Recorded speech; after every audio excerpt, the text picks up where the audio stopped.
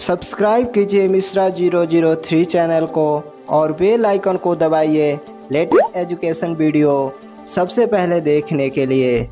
आपके मन में एक प्रश्न आता होगा कि आखिर क्यों वैदिक संस्कृति को ही विश्व पटल पे आज सम्मानित किया जाता है। इसका एक ही उत्तर है कि वैदिक संस्कृति सत्य एवं सनातन का प्रतीक है। इस संस्कृति में वेद तथा ईश्वर को माना जाता है, क्योंकि मनुष्य का इतिहास इसी संस्कृति द्वारा है कि सबसे पहले इसी ने सभ्यता के पाठ को पढ़ाया था। वैदिक संस्कृति द्वारा ही पढ़ाया गया था, ऋषियों मुनियों द्वारा पढ़ाया गया था कि वैदिक संस्कृति को समाज में अच्छे से कैसे चलाना चाहिए, सभ्यता क्यों जरूरी है इसमें समाज को चलाने के लिए, और उसका आचरण अच्छा होना चाहिए, इसी संस्कृति द्वारा बताया गया था। लेकिन इस युग में इसी का अभाव हो चुका है। ना ही किसी को सभ्यता का पाठ का पता है, ना ही उनके आचरणों की पता है कि किससे कैसे बात करनी चाहिए। सब ऐसे वैसे तू तड़ाक करके बात करते हैं। तो नमस्कार दोस्तों, मैं नीतीश मिश्रा आपका बहुत बहुत स्वागत करता हूं अपने यूट्यूब चैनल मिश्रा 003 में। आज हम बताने वाले हैं कि वैदिक संस्कृति के बारे में बात करेंगे कि वैदिक संस्कृति क्या है और इसने अभी तक अपने अस्तित्व को कैसे बचाए रखा है। तो अभी तक हमारे चैनल को आप सब्सक्राइब नहीं किए तो हमारे इस चैनल को सब्सक्राइब कर लीजिए और बेल आइकन को प्रेस करके ऑल पे क्लिक कर लीजिए। और हाँ, एक आपसे रिक्वेस्ट है कि आप हमारे इस वीडियो को इन तक जरूर देखिएगा। तो चलिए वीडियो को स्टार्ट करते हैं।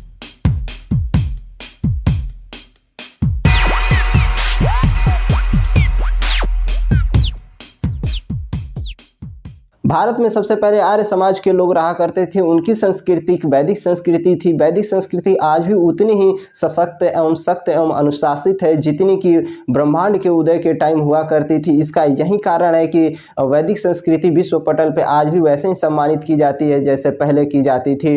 और आपको बता दें कि वैदिक संस्कृति जो है वो उसके 5 यम तथा 5 नियम है जिसका पालन हर मनुष्य को करना चाहिए, और जो मनुष्य इसकी अवहेलना करता है उसका जीवन का कल्याण असंभव है। इसकी पालन करना चाहिए, आपका जीवन एक अच्छे तरीके से आप व्यतीत कर पाएंगे। तो हम बात करेंगे इसमें सबसे पहले 5 यम के बारे में। तो पहले नंबर पे हम सत्य को रखें। अगर आप सत्य बोलते हैं तो आपके लिए कोई कठिनाई नहीं होती। अगर आप एक झूठ बोल देते हैं, असत्य बोल देते हैं, तो आपको बार बार उस असत्य के लिए और सारे असत्य को बोलना पड़ेगा। इसके लिए अच्छा है कि आप एक सत्य बोलें जिसके लिए आपको सत्य ना बोलना पड़े। एक सत्य के लिए आपको 100 असत्य बोलना पड़ेगा, फिर भी आप नहीं बच पाएंगे। लास्ट में आपको मोक्ष का मार्ग नहीं मिलेगा। तो आप सत्य बोलें और अपना मोक्ष का मार्ग अपना तय करें। सत्य के सिवा कुछ नहीं बोलें, आप असत्य बोलना भी नहीं सोचें। और दूसरे नंबर पे हम अहिंसा रखें। आप कोई हिंसा नहीं करें। दूसरा यम इसका ये है कि आप अहिंसावादी बने,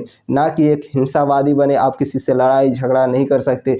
कोई सलूशन ही नहीं है लड़ाई झगड़ा अहिंसा ये सब करने का। कोई सलूशन ही नहीं है कि आप हिंसा करें, आप किसी से मारपीट करें। तो कोई किसी का हल नहीं निकल सकता है, कोई उत्तर ही नहीं, उसका हल ही सलूशन ही नहीं है कि आप किसी लड़ाई से मार झगड़े से किसी भी कार्य को आप कर सकते हैं। तो आप एक अहिंसावादी बने, लड़ाई झगड़ा नहीं करें। तीसरा जो अस्तेय है, अस्तेय का मतलब होता है कि आप चोरी करना, और आपके मन में इच्छा भी चोरी का ना हो कि अगर आपका मन ये कर रहा है कि ये सामान हम चोरी कर लें, तो आपका मन एक शुद्ध होना चाहिए, ना कि आपके मन में कोई इच्छा हो चोरी करने का या कुछ भी करने का, सामान लेने का। आपका मन एक शुद्ध एवं सुंदर होना चाहिए ताकि आपको एक अच्छे समाज में अच्छे इंसान के रूप में जाना जाए। और चौथा जो यम इनकी बात थी वो थी कि यम जो चौथा था वो था कि ब्रह्मचर्य। आपको ब्रह्मचर्य का पालन करना चाहिए, आपको एक ब्रह्मचर्य के रूप में जीना चाहिए, ना कि आपको किसी लोभ या किसी और कार्य के लिए जीना चाहिए। आप एक ब्रह्मचर्य के रूप में काम करें, तप करें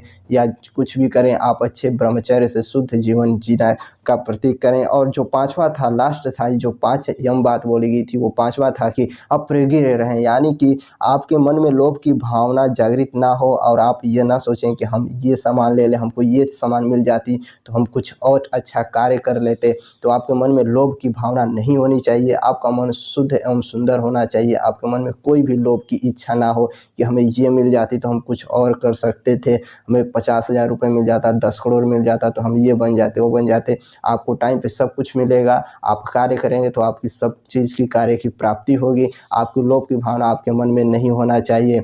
तो हम 5 यम बातें जान चुके हैं वैदिक संस्कृति की। अब हम 5 इनके नियमों के बारे में जानेंगे कि वैदिक संस्कृति में 5 नियम क्या-क्या दिए गए थे। वैदिक संस्कृति के 5 नियमों में से पहले नंबर पे शौच है, जो इसमें बताया गया है कि शौच के नियमों को बताया गया है कि आप शौच आपको कैसे करना चाहिए और आपको शौच कहाँ-कहाँ पे करना चाहिए, ये बताया गया है इस नियम में। तो बताया गया है कि आप मनुष्य के मार्ग पे आप शौच नहीं कर सकते, जहाँ से मनुष्य गुजरते हैं वहाँ पे आप शौच नहीं कर सकते।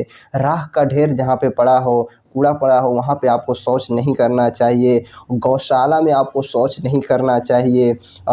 हल जोते हुए खेतों में आपको शौच कभी नहीं करना चाहिए और खेतों में नहीं करना चाहिए और हल जोते हुए खेतों में नहीं करना चाहिए और जहाँ पे पानी हो, यानी कि आपको पानी में भी शौच नहीं करना चाहिए। आप ये सब आप संतुलन बनाए रखते हैं तो आप एक अच्छे आदमी बन सकते हैं। आपकी समाज में एक वैल्यू बनी रहेगी, आप समाज के लिए एक अच्छे आदमी बने रहेंगे।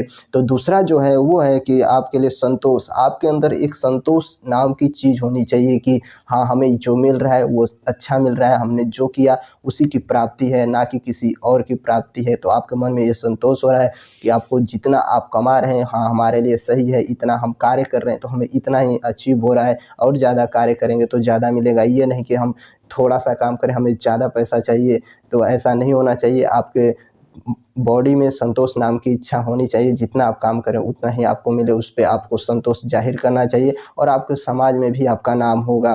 तो हम तीसरे नंबर पे जो इसमें है स्वाध्याय है, यानी कि स्वाध्याय का मतलब होता है स्वयं का अध्ययन करना एवं वेद तथा अन्य तंत्रों का भी अध्ययन करना। आपको अपने बारे में जानना चाहिए कि आप अपने बारे में कुछ जानिए और उसके बाद आप वेदों का अध्ययन करें। वेद का अध्ययन करेंगे तो आपको बहुत कुछ मिलेगा, आप बहुत कुछ सीखेंगे। आप किसी भी चीज़ का अध्ययन करते हैं तो उसमें आपका कुछ नहीं जाता, आपको कुछ सीखने के लिए ही मिलता है।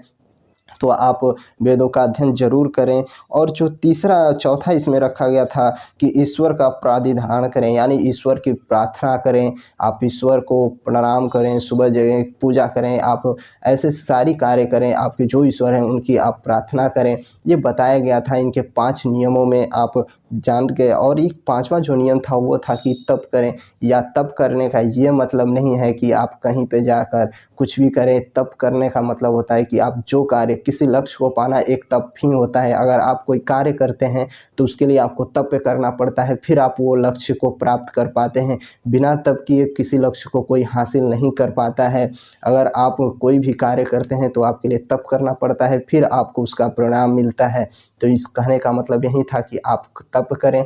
ये 5 नियम बहुत ही अच्छा बताया गया है, इसको मनुष्य को पालन ही करना चाहिए। वैदिक संस्कृति के अनुसार यम नियमों का जो इंसान अवहेलना करता है उसका कल्याण असंभव है। जैसे एक पेड़ को पानी की ज़रूरत होती है, वैसे ही इंसान को वैदिक के नियमों को पालन करना चाहिए। नहीं तो जैसे पेड़ सूख जाता है पानी के बिना, वैसे ही इंसान को ज्ञान के बिना एक अधूरा सा जीवन लगता है। तो आपको ये वैदिक संस्कृति के बारे में ज़रूर पढ़नी चाहिए। वैदिक संस्कृति का पहला पाठ वैसा है जैसे मकान का नींव, यानी कि आपको पढ़ना चाहिए। बिना नींव के मकान गिर जाती है। तो आप वैदिक संस्कृति के बारे में ज़रूर पढ़ें।